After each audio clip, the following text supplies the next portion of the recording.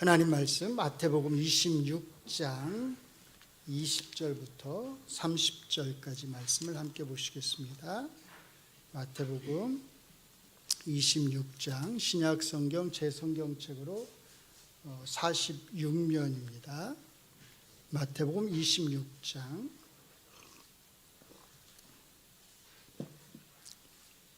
20절부터 30절까지의 말씀, 하나님 말씀을 제가 읽어드리겠습니다.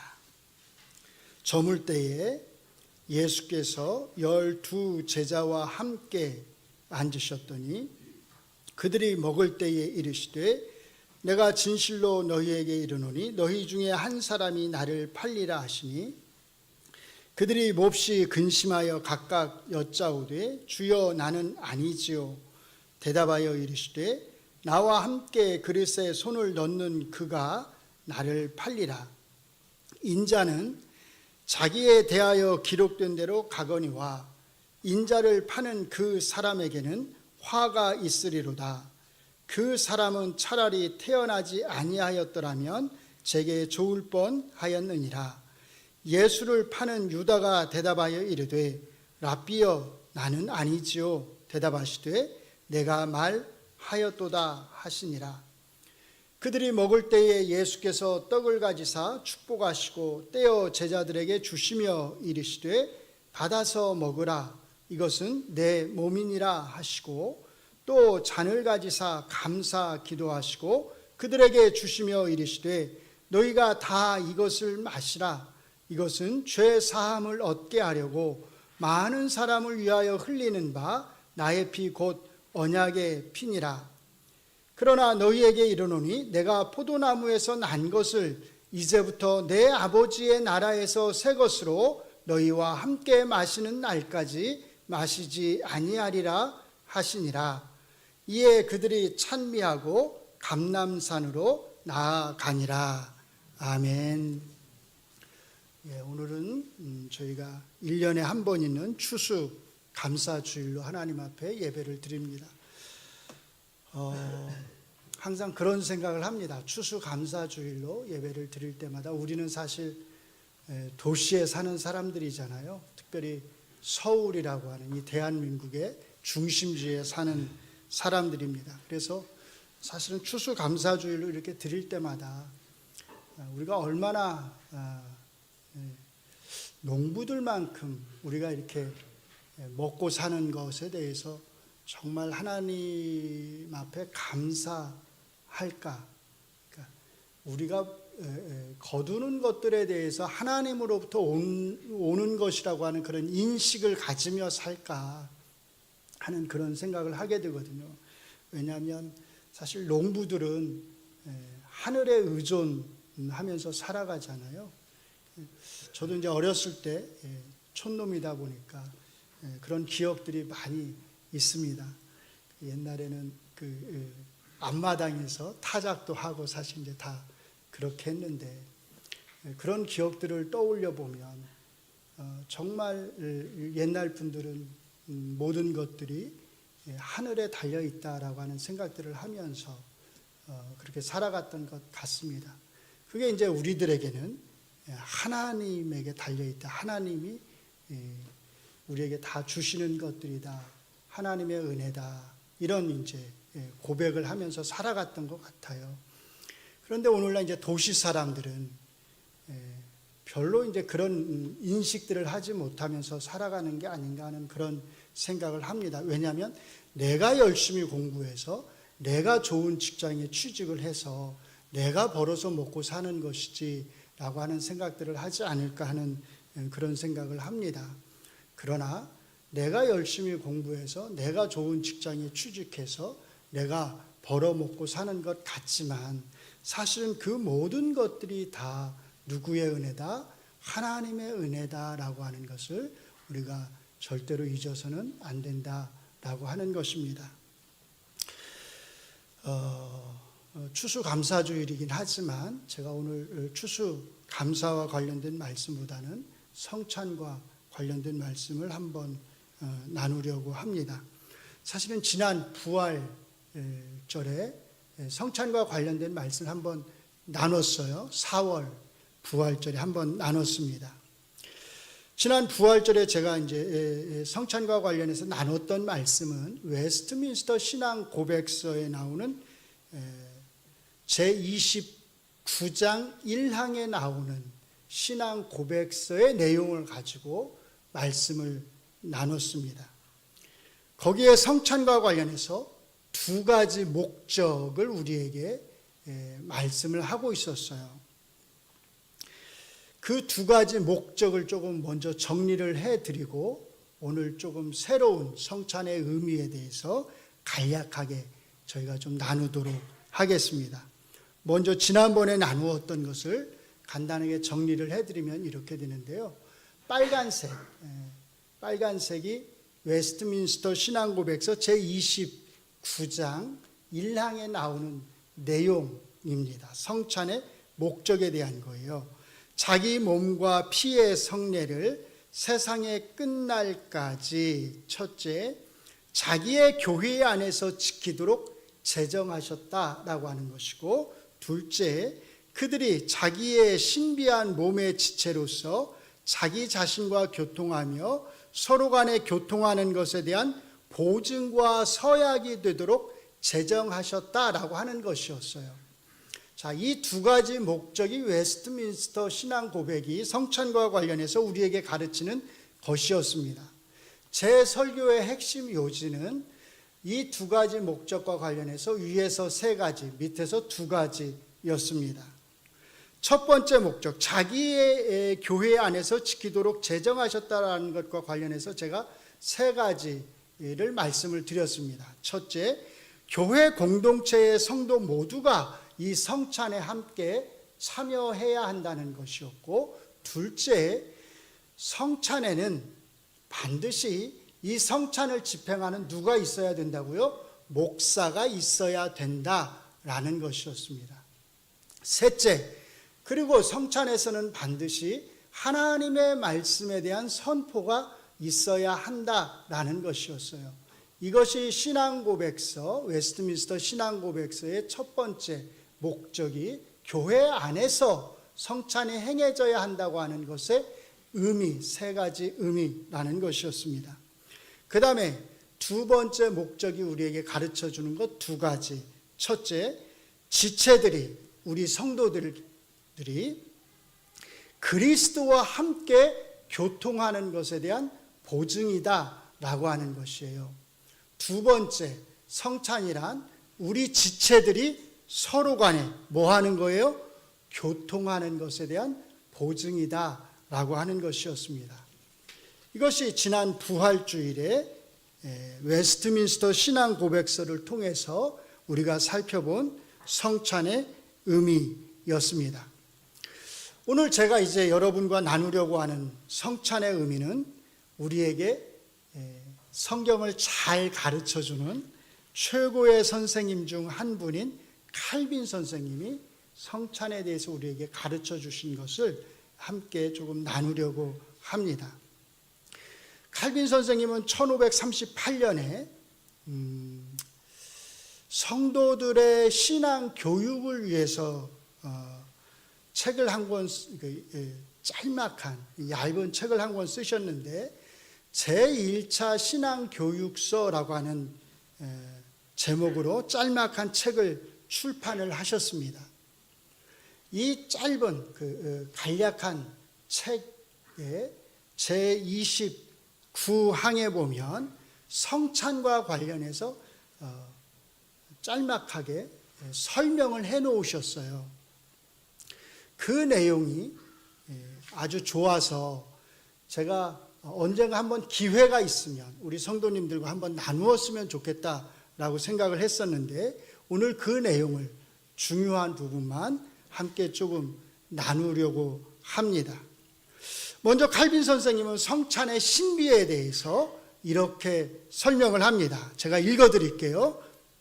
자, 성찬에 덧붙여진 약속은 성찬의 신비가 어떤 목적으로 제정되었고 어떤 목표를 내다보는지를 분명히 선포한다. 주님의 몸이 단번에 우리에게 넘겨져서 이제는 누구의 것이요? 우리의 것이 되고 영속적으로 우리의 것이 될 것이라는 것과 그의 피가 단번에 우리를 위해 흘려져서 항상 우리의 것이 될 것임을 우리에게 확증한다. 이렇게 설명합니다. 성찬의 신비. 우리가 함께 성찬을 나눌 때 신비로운 일이 일어난다는 거예요. 그게 뭐란 거예요? 우리가 주님의 몸을 먹을 때, 빵을 먹을 때, 그 빵이 우리 몸 안으로 들어오잖아요. 그러면 그게 마치 어떻게 되는 거예요?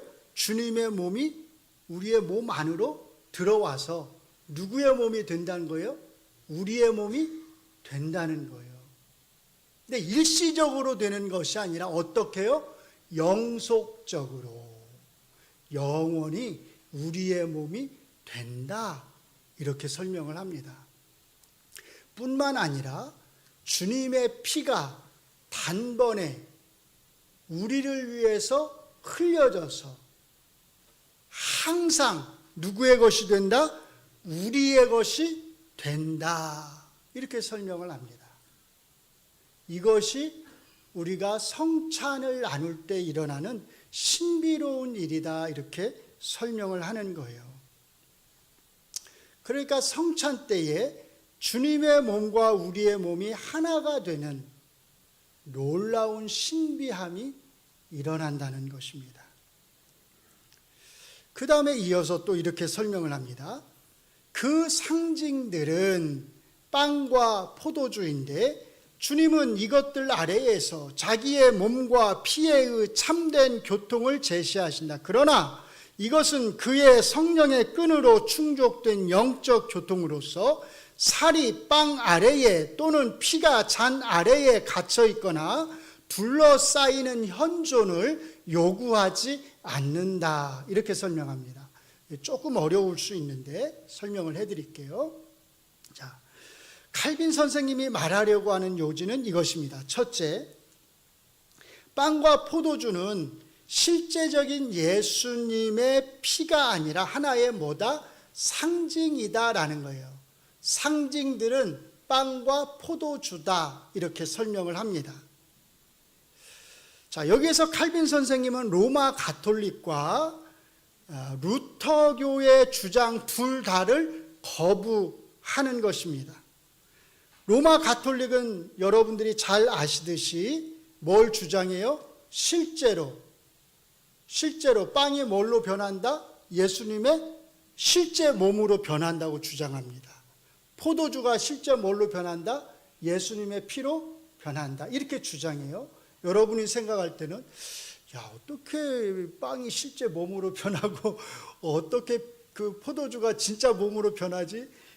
제정신이야? 이렇게 생각하실 수 있는데 여기에는 철학적 논증이 들어갑니다. 철학적 논증이. 그 철학적 논증을 잘 들어보시면 정말 그럴 수 있겠구나라는 생각이 들어요. 본질이 변하는 거예요. 그래서 가톨릭에서는 진짜 변한다고 믿는 거예요. 그래서 우리가 가톨릭의 이 성찬설을 화채서 이렇게 부르는 겁니다. 근데 루터교는 조금 달라요. 루터는 성찬 때의 빵과 포도주가 실제로 가톨릭이 주장하는 것처럼 그렇게 예수님의 실제 몸과 피로 변한다고 생각하지는 않았습니다. 그럼에도 불구하고 루터는 가톨릭의 이런 주장들을 완전히 거부하지는 못했어요. 그러니까 루터는 약간 반반 이렇게 양다리를 걸치는 그런 포즈를 취하거든요. 그래서 어떻게 생각했느냐? 이렇게 생각을 했어요. 우리가 먹는 빵의 위아래, 양옆에 예수님의 살이, 예수님의 몸이 놓여 있다고 생각을 했어요. 쉽게 말하면 우리가 먹는 빵 또는 우리가 마시는 그 피를 예수님의 살과 피가 감싸고 있다고 생각을 했습니다. 실제 변하지는 않지만, 실제 빵이 예수님의 몸으로 변한다거나 실제 포도주가 예수님의 피로 변하는 것은 아니지만, 그럼에도 불구하고 루터는 예수님의 살과 피가 우리가 마시는 빵과 포도주를 감싸고 있다고, 그 위아래 또는 양옆에 와 있다고, 진짜 몸이, 예수님의 진짜 몸이 그 빵과 포도주의 위아래 양옆에 와 있다고 루터는 생각을 했던 것이에요. 그러니까 예수님이 진짜 그 빵과 포도주에 임재해 있다고 생각을 한 거지요. 자, 여기에서 지금 여러분들이 저기 보시면 칼빈 선생님이 이렇게 말을 하잖아요. 살이 빵 아래에 또는 피가 잔 아래에 갇혀 있거나 둘러싸이는 현존, 임재를 요구하지 않는다. 누구의 주장을 거부하는 걸까요? 제가 방금 설명한 거를 생각을 해보시면, 빵 아래에 피 아래에 또는 둘러싸이는 현존을 요구하지 않는다. 누가 빵이나 피 아래 위 양옆에 예수님의 몸이 와 있다고 주장한다고 그랬죠? 루터가 그렇게 주장한다고 그랬잖아요. 그러니까 저기 밑에 제가 빨간색으로 저렇게 표시해 놓은 거는 누구의 주장을 지금 칼빈 선생님이 거부하는 거냐면 루터의 주장을 거부하는 거예요.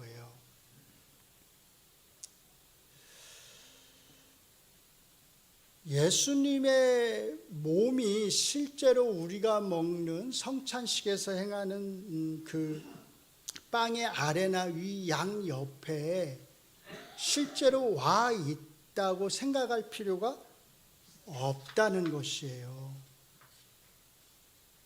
그런 생각은 옳지 않다는 것입니다. 그러면 우리는 이렇게 물을 수 있어요.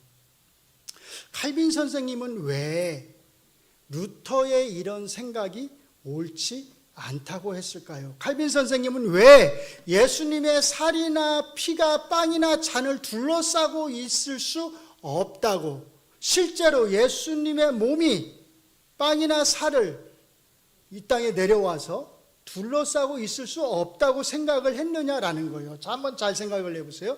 예수님의 살과 피가 저희가 행하는 성찬의 자리에서 그 성찬의 요소인 빵과 포도주를 둘러싸고 있다고 하는 것은 예수님의 몸이 지금 우리 이 자리에, 성찬의 자리에 임재해 있다는 뜻입니다. 루터는 예수님이 이 자리에 임재해 있다는 이 생각을 포기할 수가 없었던 거예요.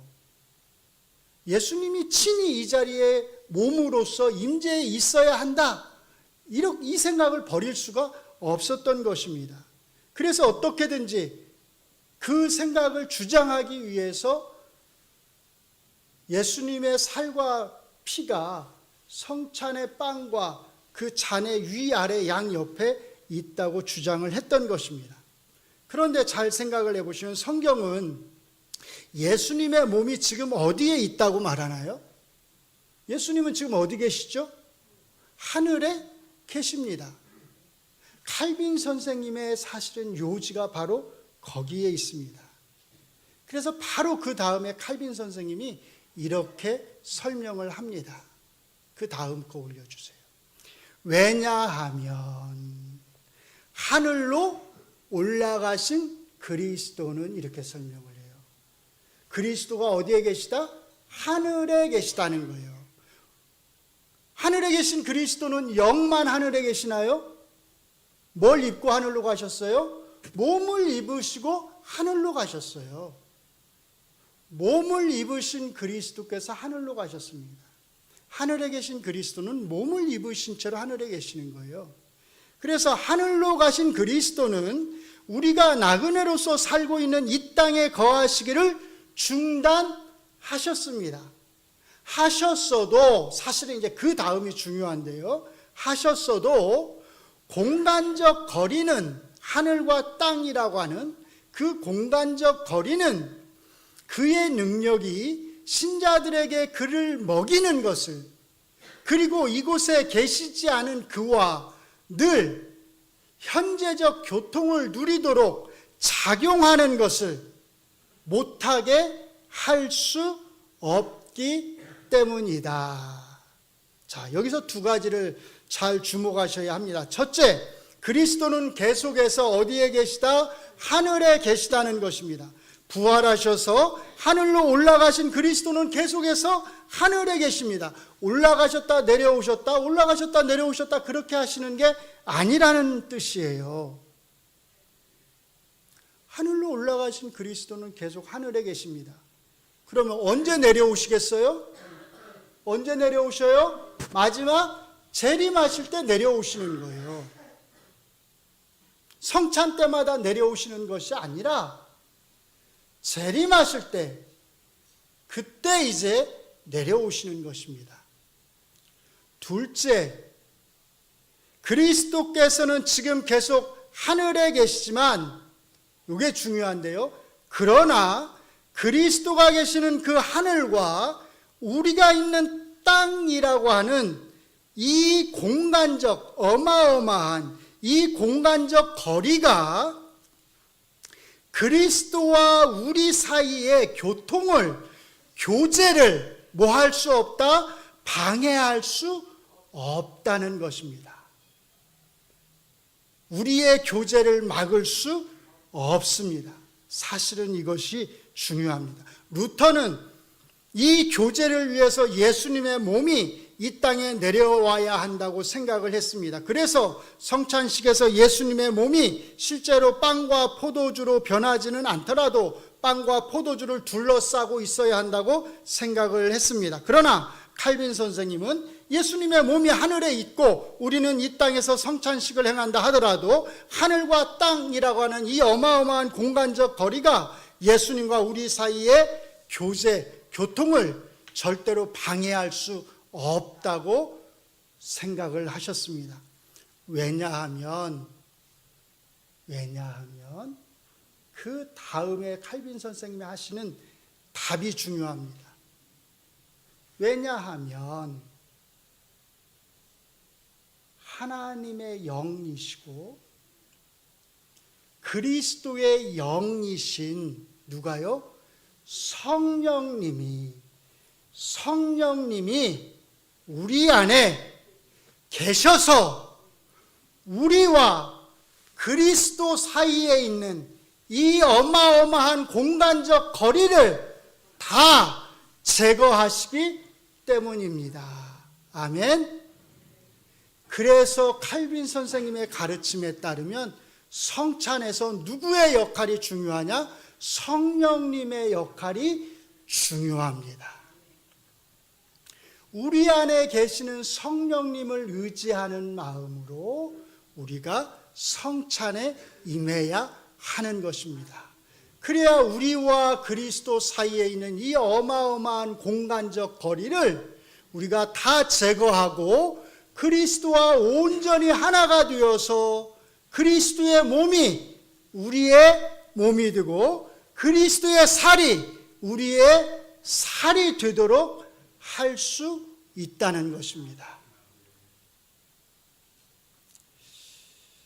그래서 여기를 보시면 이제 그 설명을 하는 것입니다. 읽어드립니다. 그 상징들은 빵과 포도주인데 주님은 이것들 아래에서 자기의 몸과 피에 참된 교통을 제시하신다. 그러나 이것은 그의 뭐라고요? 성령의 끈으로 충족된 영적 교통으로서, 아까 읽었던 거지만 성령의 끈으로 충족된 영적 교통으로서, 이게 바로 그 말이에요.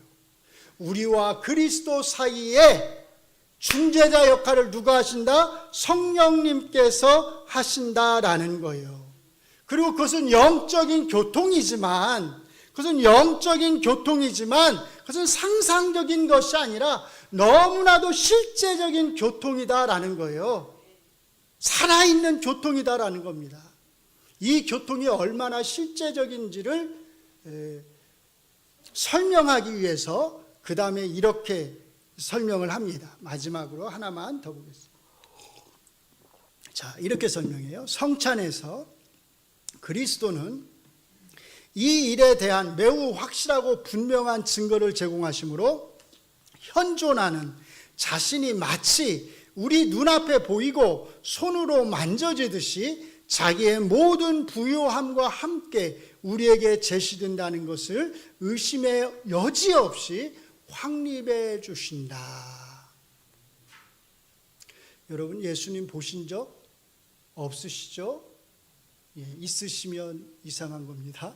없으셔야 돼요. 근데 칼빈 선생님 뭐라고 말하냐면, 우리가 성찬에서 성찬식을 행할 때 마치 예수님을 본 적이 있는데, 예수님을 본 적이 있는 사람이 성찬식에서 실제 예수님을 어떻게 해요?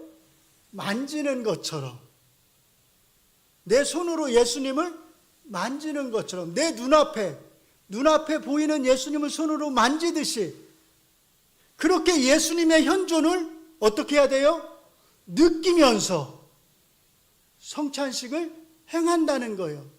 비록 예수님과 우리의 교제가 영적인 교통이지만 예수님을 느끼는 그 예수님에 대한 현존은 실제적인 현존이어야 한다는 것입니다.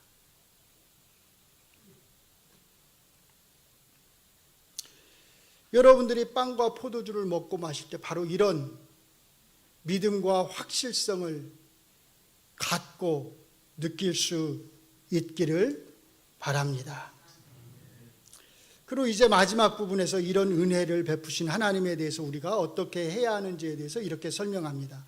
이제 이 신비는 우리를 향하신 하나님의 크신 너그러움의 증거이므로, 또한 그러한 아낌없는 친절에 대해 배은망덕하지 않도록 오히려 마땅한 찬양들로 그 친절을 선포하며 감사함으로 칭송하도록 우리에게 권고해야 한다. 사랑하는 성도 여러분, 이 성찬은 우리에게 하나님이 베푸신 그 너그러움이, 그 친절이 얼마나 큰 것인지를 잘 보여주는 것입니다. 하나님의 그 친절하심에 배은망덕하지 않도록 우리는 마땅한 찬양과 감사를 하나님께 돌려드려야 할 것입니다. 마지막으로 칼빈 선생님은 다음과 같은 말로 마무리를 합니다. 그리고 우리는 동일한 몸의 지체들을 그들 가운데서 묶어 연결시키는 연합 안에서 서로를 포용해야 한다. 왜냐하면 그리스도는 자신을 우리에게 주시는 모범을 통해 우리가 서로에게 희생하고 우리 자신을 주도록 초대하실 뿐만 아니라 자기 자신을 우리 모두에게 공통으로 주시듯이 우리 모두를 그 자신 안에서 하나로 만드시는데, 이보다 우리 가운데 서로를 향한 사랑을 불러일으키시도록 더 날카롭게 우리를 자극할 수 있는 것은 아무것도 없기 때문이다. 성찬이 궁극적으로 우리를 향하게 하는 곳, 그것은 서로를 향한 사랑이라는 뜻입니다. 성찬은 우리에게 예수님에 대한 사랑을 자극할 뿐만 아니라 서로를 향한 사랑을 자극한다는 것입니다. 우리가 이렇게 성찬을 나누는 것을 통해서 예수님을 더 많이, 더 뜨겁게 사랑하지 못한 것을 회개하고 더 뜨겁게, 더 많이 사랑할 수 있도록 기도해야 할 것입니다. 마찬가지로 우리가 이렇게 성찬을 나눌 때 우리는 서로를 더 많이, 더 뜨겁게 사랑하지 못한 것을 회개하고 더 많이, 더 뜨겁게 사랑할 수 있도록 기도해야 할 것입니다. 예수님이 마지막 남기신 성찬의 말씀, 내가 너희를 사랑한 것 같이 너희도 서로 사랑하라는 것이었습니다. 우리 주님의 죽으심을 기억하고 기념하는 것, 그것은 곧 우리가 이 땅에서 예수님의 핏값으로 세워진 이 하나님의 교회 공동체로서 서로를 사랑하며 바르고 정직하게 이 교회 공동체를 세워가야 한다는 것입니다. 이 한 가지 사실을 잘 기억하시면서 오늘도 경건한 마음으로 여러분 모두가 성찬에 함께 참여해 주시기를 바랍니다. 기도하시겠습니다. 하나님, 오늘 저희가 칼빈 선생님의 가르침을 통해서 성찬의 의미를 생각해 보았습니다. 무엇보다 우리 주 예수 그리스도께서 하나님이 계시는 하늘에 계시지만, 그리고 우리는 이 땅에 있지만, 하늘과 땅이라고 하는 이 공간적 거리가 우리 안에 계시는 하나님의 영, 예수님의 영, 성령님 때문에 예수님과 우리 사이의 교통을 가로막을 수 없음을 믿습니다.